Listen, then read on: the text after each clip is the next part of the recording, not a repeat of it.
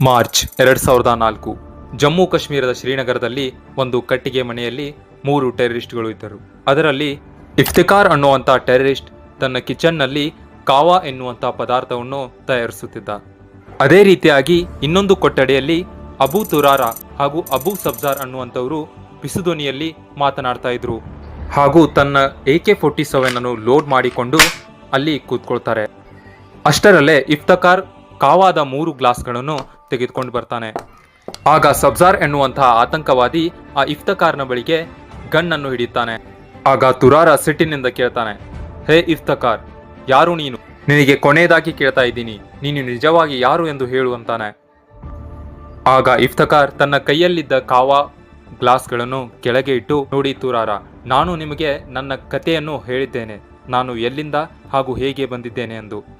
ಇಷ್ಟಲ್ಲೂ ನಿಮಗೆ ನಂಬಿಕೆ ಬರ್ತಾ ಇಲ್ಲ ಅಂದರೆ ನೀವು ನನಗೆ ಹೊಡೆದು ಬಿಡಿ, ನನ್ನನ್ನು ಕೊಂದು ಬಿಡಿ ಎಂದು ಹೇಳ್ತಾನೆ. ಹಾಗೂ ಆ ಮಾತನ್ನು ಕೇಳಿ ತುರಾರ ಸಬ್ಜಾರ್ನೊಂದಿಗೆ ನೋಡ್ತಾನೆ ಹಾಗೂ ಅದನ್ನು ನೋಡಿ ಅವರಿಗೆ ಹೌದು, ಈತ ನಮ್ಮವ ಎನ್ನುವ ನಂಬಿಕೆ ಬರುತ್ತೆ.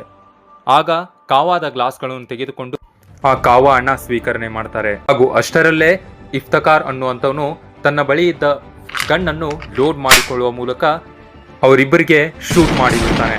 ಇದರ ಮೂಲಕ ಅವರು ಇಬ್ಬರು ಅದೇ ಸ್ಥಳದಲ್ಲಿ ಸಾವನ್ನಪ್ತಾರೆ. ಹಾಗೂ ಇಲ್ಲಿ ಈ ಘಟನೆ ನಡೆಯುವುದಕ್ಕೆ ಅವರ ನಡುವೆ ಯಾವುದೇ ರೀತಿಯಾಗಿ ಜಗಳಗಳು ಆಗಿರಲಿಲ್ಲ. ಇದಕ್ಕೆ ಕಾರಣ ಏನಂದರೆ, ಇಫ್ತಿಕಾರ್ ಅನ್ನುವಂತಹ ಆ ಟೆರರಿಸ್ಟ್ ಇದ್ದಾರಲ್ಲ, ಅವರು ನಮ್ಮ ಭಾರತದ 1 ಪ್ಯಾರಾ SF ಒಬ್ಬ ಬಲಶಾಲಿಯಾದಂತಹ ಕಮಾಂಡರ್ ಆಗಿದ್ರು. ಹಾಗೂ ಅವರು ಆ 2 ಆತಂಕವಾದಿಗಳನ್ನು ಹೊಡೆಯೋದಕ್ಕೆ ಪ್ಲಾನ್ ಅನ್ನು ಹಾಕ್ತಾ ಇದ್ರು.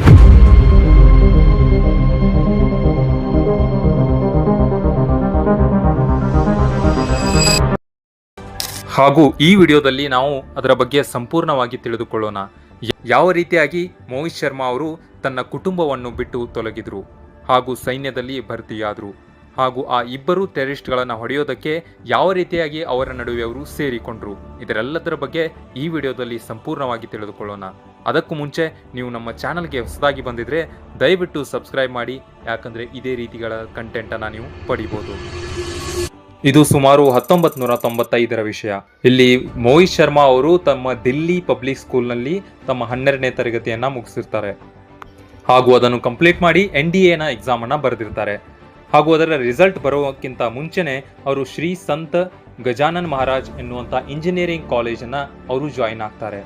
ಹಾಗೂ ಇಲ್ಲಿ ಮೇಜರ್ ಶರ್ಮಾ ಅವರ ತಂದೆ ತಾಯಿಗೆ ಅವರು ಆರ್ಮಿ ಒಳಗಡೆ ಹೋಗುವಂಥದ್ದು ಸೇರ್ತಿರ್ಲಿಲ್ಲ. ಅದಕ್ಕೋಸ್ಕರ ಯಾವಾಗ NDAನ ರಿಸಲ್ಟ್ ಬಂತಲ್ಲ, ಅದನ್ನ ಅವರು ಮೋಹಿತ್ ಶರ್ಮಾ ಅವರಿಗೆ ಹೇಳಲಿಲ್ಲ. ಆಗ ಚಿಂತಾಗ್ರಸ್ತರಾಗಿದ್ದಂತಹ ಮೋಹಿತ್ ಶರ್ಮಾ ನನ್ನ NDAನ ರಿಸಲ್ಟ್ ಇದುವರೆಗೂ ಕೂಡ ಯಾಕೆ ಬಂದಿಲ್ಲ ಅಂತ ಯೋಚನೆ ಮಾಡ್ತಾ ಇದ್ರು. ಹಾಗೂ ಅದೇ ಸಮಯಕ್ಕೆ ಅವರು UPSCನ ಡಿಪಾರ್ಟ್ಮೆಂಟ್ಗೆ ಕರೆ ಮಾಡಿ ಕೇಳ್ತಾರೆ. ಆಗ ಅವರಿಂದ ಅವರಿಗೆ ತಿಳಿದು ಬರುತ್ತೆ ಅವ್ರದ್ದು ರಿಟರ್ನ್ ಎಕ್ಸಾಮ್ ಕಂಪ್ಲೀಟ್ ಆಗಿದೆ ಅಂತ. ಅದನ್ನು ತಿಳಿದಂತಹ ಮೋಹಿತ್ ಶರ್ಮಾ ಅವರು ಇಂಟರ್ವ್ಯೂವನ್ನು ಕೊಡೋದಕ್ಕೆ ತಮ್ಮ ಮನೆಯವರಿಗೆ ಹೇಳದೇನೆ ಭೋಪಾಲ್ ಹತ್ರ ಹೋಗ್ತಾರೆ. ಹಾಗೂ ಅಲ್ಲಿಯೂ ಕೂಡ ಅವರು ಸೆಲೆಕ್ಟ್ ಆಗ್ತಾರೆ. ತದನಂತರ ಮೆಡಿಕಲ್ ಟೆಸ್ಟ್ ಗಾಜಿಯಾಬಾದ್ನಲ್ಲಿ ಇರುತ್ತೆ. ಅದಕ್ಕೋಸ್ಕರ ಅವರು ತಮ್ಮ ಊರಿಗೆ ಮತ್ತೆ ಮರಳಿ ಬರ್ತಾರೆ. ಹಾಗೂ ಬಂದ ತಕ್ಷಣ ಎಲ್ಲ ನಡೆದಂತಹ ಘಟನೆಯನ್ನು ಅವರ ತಂದೆ ತಾಯಿ ಬಳಿಗೆ ಹಂಚ್ಕೊಳ್ತಾರೆ. ಅದನ್ನು ಕಂಡಂತ ಅವರ ತಂದೆ ತಾಯಿಗೆ ಅವರು ಮಾಡಿದಂತಹ ಎಫರ್ಟ್ಸ್ ಅನ್ನ ಕಂಡು ಓಕೆ ಎಂದು ಹೇಳಿಬಿಡ್ತಾರೆ. ಈ ಸಮಯಕ್ಕೆ ಅವರಿಗೆ ಒಂದು ತೊಂದರೆ ಎದುರಾಗುತ್ತೆ. ಅದೇನಪ್ಪಾ ಅಂದ್ರೆ, ಅವರ ಬಾಡಿ ವೇಟ್ ಕಟ್ ಆಫ್ಗಿಂತ 6 kg ಕಡಿಮೆ ಇತ್ತು. ಹಾಗೂ ಅವರಿಗೆ ಅವರ ತೂಕವನ್ನು ಹೆಚ್ಚಿಸಿಕೊಳ್ಳೋದಕ್ಕೆ ಕೇವಲ 4 ವಾರಗಳ ಸಮಯವಿತ್ತು.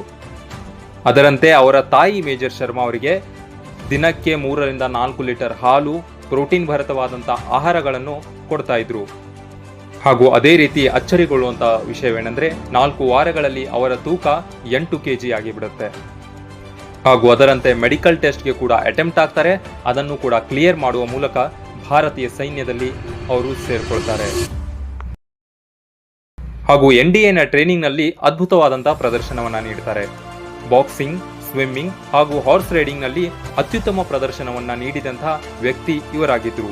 ಹಾಗೂ ಇದೇ ರೀತಿಯಾಗಿ 3 ವರ್ಷ NDA ಹಾಗೂ 1 ವರ್ಷ IMAಯನ್ನು ಮಾಡಿ 1999ರಲ್ಲಿ ಮದ್ರಾಸ್ ರೆಜಿಮೆಂಟ್ನ 5ನೇ ಬೆಟಾಲಿಯನ್ನಲ್ಲಿ ಲೆಫ್ಟಿನೆಂಟ್ ಕರ್ನಲ್ನ ಜವಾಬ್ದಾರಿಯನ್ನು ತೆಗೆದುಕೊಳ್ತಾರೆ. ನಂತರ 2001ರಲ್ಲಿ ಅವರ ಜೀವನವನ್ನೇ ಬದಲಿಸುವಂತಹ ಒಂದು ಘಟನೆ ನಡೆಯುತ್ತೆ. 13 ಡಿಸೆಂಬರ್ 2001ರಲ್ಲಿ ಪಾರ್ಲಿಮೆಂಟ್ನ ಮೇಲೆ ಟೆರರಿಸ್ಟ್ ಅಟ್ಯಾಕ್ ಆಗುತ್ತೆ. गेट नंबर 1 के सामने विस्फोट करके जान दे दी। ಹಾಗೂ ಅದಕ್ಕೆ ಪ್ರತಿಕ್ರಿಯೆಯಾಗಿ ಭಾರತವು ಆಪರೇಷನ್ ಪರಾಕ್ರಮವನ್ನು ತೆಗೆದುಕೊಳ್ಳುತ್ತೆ. ಹಾಗೂ ಈ ಆಪರೇಷನ್ ನಲ್ಲಿ ಬಹಳಷ್ಟು ಆತಂಕವಾದಿಗಳನ್ನ ನಮ್ಮ ಭಾರತೀಯ ಸೈನ್ಯದವರು ಕೊಂದು ಹಾಕ್ತಾರೆ. ಅದರಲ್ಲಿ ಮೋಹಿತ್ ಶರ್ಮಾ ಅವರ ಪಾತ್ರ ಕೂಡ ಬಹಳ ಮುಖ್ಯವಾಗಿರುತ್ತೆ. ಹಾಗೂ ಅಲ್ಲಿ ಅವರಿಗೆ ಬಹಳಷ್ಟು ಮೆಡಲ್ ಕೂಡ ಬರುತ್ತೆ. ಆಗ ಅದನ್ನೆಲ್ಲ ಕಂಡಂತ ಅವರು ಪ್ಯಾರಾ SF ನಲ್ಲಿ ನಾನು ಕೂಡ ಜಾಯ್ನ್ ಆಗಬೇಕು ಅಂತ ಅದನ್ನ ಎಕ್ಸಾಮ್ ಅನ್ನ ಬರೀತಾರೆ. ಆದ್ರೆ ಅವರು ಅಲ್ಲಿ ಫೇಲ್ ಆಗ್ತಾರೆ. ಆದರೆ ಅವರು ನಿರಂತರವಾದಂತಹ ಪ್ರಯತ್ನದಿಂದ 2003ರಲ್ಲಿ ಅವರಿಗೆ ಆ ಪದವಿ ಸಿಕ್ಕೇ ಬಿಡುತ್ತೆ. ಒಂದು ಪ್ಯಾರಾ SF ಅವರು ಆಗ್ತಾರೆ. ಹಾಗೂ ಇಲ್ಲಿ ಮೇಜರ್ ಮೋಹಿತ್ ಶರ್ಮಾ ಅವರಿಗೆ ಸೆಲೆಕ್ಷನ್ ಆದ ನಂತರ ಮೊದಲನ ಪೋಸ್ಟಿಂಗ್ ಚಂಡೀಗಢನ ವೆಸ್ಟರ್ನ್ ಕಮಾಂಡ್ ನಲ್ಲಿ ಆಗತ್ತೆ. ಹಾಗೂ ಅಲ್ಲಿ ಅವರು ಕ್ಯಾಪ್ಟನ್ ರಿಶ್ಮಾ ಸರೀನ್ ಅವರಿಗೆ ಭೇಟಿ ನೀಡ್ತಾರೆ. ನಂತರ ಅವರಿಬ್ಬರ ನಡುವೆ ಪ್ರೀತಿ ಪ್ರೇಮದ ಸಂಬಂಧ ಶುರುವಾಗುತ್ತೆ. ನಂತರ ಸುಮಾರು 2004ರಲ್ಲಿ ಮೇಜರ್ ಶರ್ಮಾ ಅವರಿಗೆ ಕಾಶ್ಮೀರ್ಗೆ ಕರೀತಾರೆ. ಯಾಕಂದ್ರೆ ಅದೇ ಸಮಯದಲ್ಲಿ ಕಾಶ್ಮೀರದಲ್ಲಿ ಇಕ್ಬುಲ್ ಮುಜಾಹಿದ್ದೀನ್ ಆತಂಕಿಯ ಸಂಘಟನೆಯು ಬಹಳ ತೊಂದರೆಯನ್ನು ಕೊಡ್ತಾ ಇರ್ತಾರೆ. ಹಾಗೂ ಅದೇ ವ್ಯಕ್ತಿ ಭಾರತದ ಮೇಲೆ ಅಟ್ಯಾಕ್ಗಳನ್ನ ಮಾಡ್ತಿದ್ದ. ಹಾಗೂ ಆತನ ಕೈಯಲ್ಲಿ ಇಬ್ಬರು ಟೆರರಿಸ್ಟ್ಗಳು ಸಕ್ರಿಯವಾಗಿ ಕೆಲಸ ಮಾಡ್ತಿರ್ತಾರೆ. ಅವರೇ ಇಬ್ಬರು ಅಬು ತುರಾರ್ ಹಾಗೂ ಅಬು ಸಬ್ಜಾರ್. ಹಾಗೂ ಅದೇ ರೀತಿಯಾಗಿ ಅವರಿಬ್ಬರು ಇರುವಂತಹ ಸ್ಥಳ ಪತ್ತೆಯಾಗುತ್ತೆ ಭಾರತೀಯ ಸೈನ್ಯಕ್ಕೆ. ಅವರಲ್ಲಿ ಯಾರಾದರೂ ಒಂದಾಗಿ ಸ್ಪೈನ ರೀತಿಯಾಗಿ ಕೆಲಸ ಮಾಡುವ ಮೂಲಕ ಅವರನ್ನ ಕೊಲೆ ಮಾಡಬೇಕು ಎನ್ನುವಂತಹ ಪ್ಲಾನ್ ಅನ್ನ ಹಾಕ್ತಾರೆ ಭಾರತೀಯ ಸೈನ್ಯದವರು. ಅದರಂತೆ ಅದರಲ್ಲಿ ಸೆಲೆಕ್ಟ್ ಆಗ್ತಾರೆ ಮೋಹಿತ್ ಶರ್ಮಾ ಅವರು. ಹಾಗೂ ಪ್ಲಾನ್ಗೆ ತಕ್ಕ ಹಾಗೆ ಅವರು ತಮ್ಮ ಕೂದಲುಗಳನ್ನು ಉದ್ದವಾಗಿ ಬಿಡ್ತಾರೆ. ಹಾಗೂ ತಮ್ಮ ಹೆಸರನ್ನು ಮೋಹಿತ್ ಶರ್ಮಾ ಇಂದ ಇಫ್ತಖಾರ್ ಭಟ್ ಎನ್ನುವಂತ ಹೆಸರನ್ನು ಚೇಂಜ್ ಮಾಡ್ಕೊಳ್ತಾರೆ. ಹಾಗೂ ನೆಕ್ಸ್ಟ್ ಪ್ಲಾನ್ ನ ಪ್ರಕಾರ ಅವರಿಬ್ಬರಲ್ಲಿ ಒಂದಾಗೋದಕ್ಕೆ, ಅವರಲ್ಲಿ ಸೇರಿಕೊಳ್ಳುವುದಕ್ಕೆ ಇವರು ಒಂದು ಫೇಕ್ ಆದಂತಹ ಕಥೆಯನ್ನು ಅವರಿಗೆ ಹೇಳ್ತಾರೆ. ನನ್ನ ಸಹೋದರನ ಸಾವು ಭಾರತೀಯ ಆರ್ಮಿಯವರಿಂದ ಆಗಿದೆ, ಅದಕ್ಕೋಸ್ಕರ ಅದರ ಪ್ರತಿಕಾರವನ್ನು ನಾನು ತೆಗೆದುಕೊಳ್ಬೇಕು, ಅದಕ್ಕೋಸ್ಕರ ನಾನು ನಿಮ್ಮಲ್ಲಿ ಸೇರ್ತೀನಿ ಎನ್ನುವಂತಹ ಒಂದು ಸುಳ್ಳು ಕಥೆಯನ್ನ ಹೇಳುವ ಮೂಲಕ ಅವರ ಮನೆ ಒಲಿಸ್ತಾರೆ.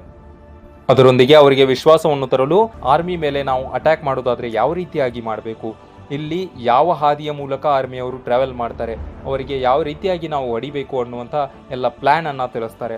ಅದನ್ನೆಲ್ಲ ಕಂಡಂತಹ ಇಬ್ಬರು ಟೆರರಿಸ್ಟ್ಗಳು ಆತನ ಮೇಲೆ ನಂಬಿಕೆ ಬರುತ್ತೆ. ಹಾಗೂ ಅಂದಿನಿಂದ 2 ವಾರಗಳ ಅವರ ಜೊತೆಗೇನೆ ಅವರು ಇರುವಂತಹ ಸ್ಥಳದಲ್ಲೇ ಮೋಹಿತ್ ಶರ್ಮಾ ಅವರು ಇರ್ತಾರೆ.